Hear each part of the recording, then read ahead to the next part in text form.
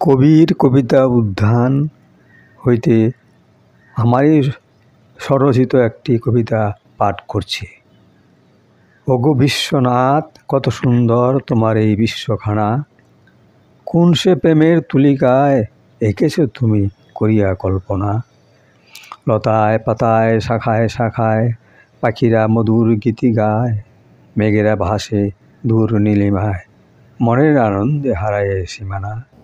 ওগো বিশ্বনাথ, কত সুন্দর তোমার এই বিশ্বখানা।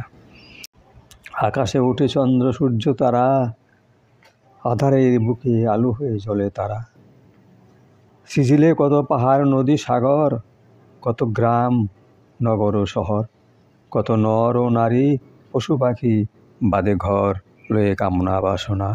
ওগো বিশ্বনাথ, কত সুন্দর তোমার এই বিশ্বখানা, কোন সে প্রেমের তুলিকায় এঁকেছ তুমি করিয়া কল্পনা।